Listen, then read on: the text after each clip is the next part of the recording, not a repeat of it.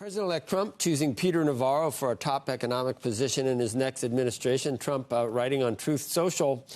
His mission will be to help successfully advance and communicate the Trump manufacturing, tariff, and trade agendas. Peter Navarro joins us now. It's been a while, Peter. What a long, strange trip it's been. I don't know if you're a Grateful Dead fan, but what a long, strange trip it's been, I guess, for all of us, but you in particular, I would say.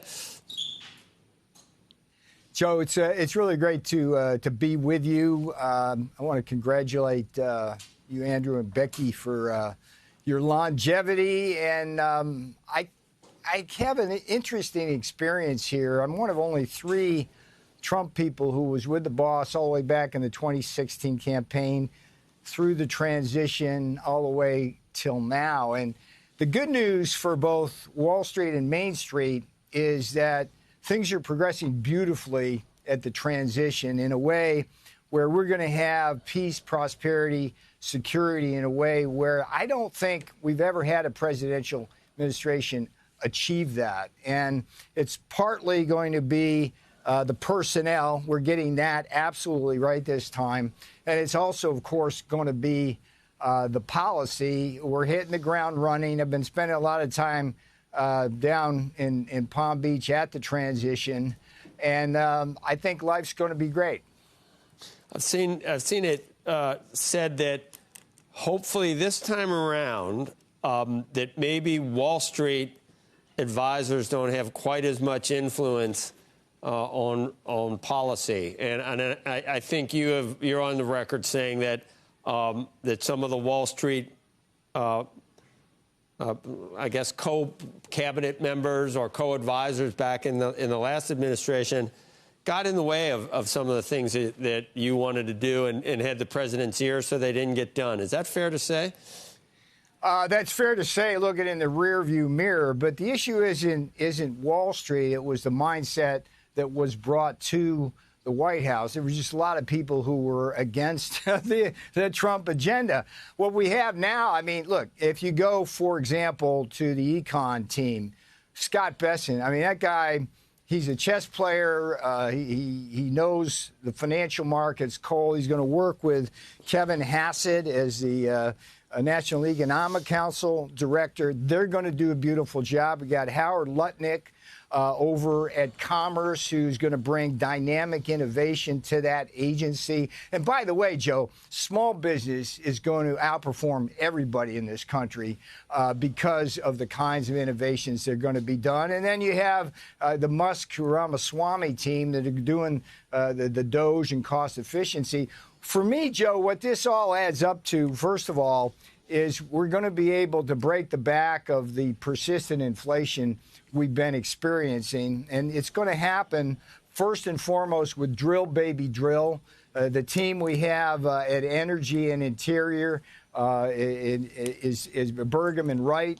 They're going to get that right. Joe, just going from an average of $75 to $80 barrel of oil, which we've been suffering through in Biden land, back down towards 50, where we were with Trump. That diffuses through the economy in a beautiful way. We're going to deal that way with the cost push inflation. All of these government efficiency reforms that the Batman and Robin there of Elon and Vivek are going to do, that's going to help break the back of inflation. And then on the demand pull side, what we have is, first of all, those green mandates, that EV mandate, that is gone. That's gone like the wind. That's going to help mute prices, the price level. And then I think you're going to see in the next month or two, as these negotiations over the tax cuts and budget and all that, some significant clawbacks so that we're able to reduce our deficit overhang and all the printing of money we've been doing at the Fed. So I just love what's going on. The person, we're getting that right. Sergio Gore, let me put in a plug for him. He was my publisher, the new MAGA deal with Don Jr. He's moved right into that personnel position. Personnel is policy, as Reagan said.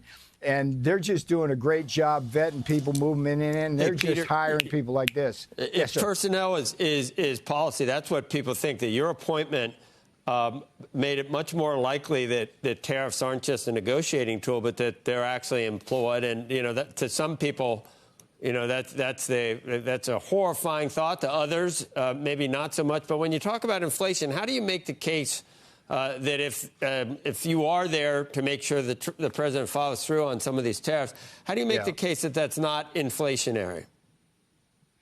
Because you have the experience of the first term, Joe. We put on significant tariffs on China, steel, aluminum, dishwashers, solar, a lot of increased countervailing duties to stop the dumping. We had zero inflation from any of that. Inflation is both a monetary phenomenon where we run a Federal Reserve that prints too much money, and they do that to accommodate fiscal irresponsibility. And if you look at how the Biden inflation emerged, there's no secret, Joe, how it happened.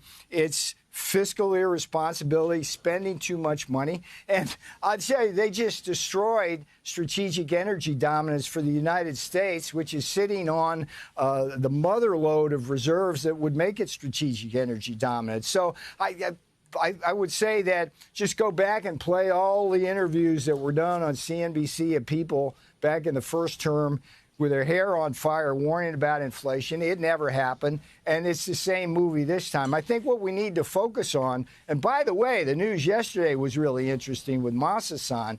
You're going to see over $1 trillion, Joe, over $1 trillion of investment increased in this country because of the president's tariff and trade policies, America First policies.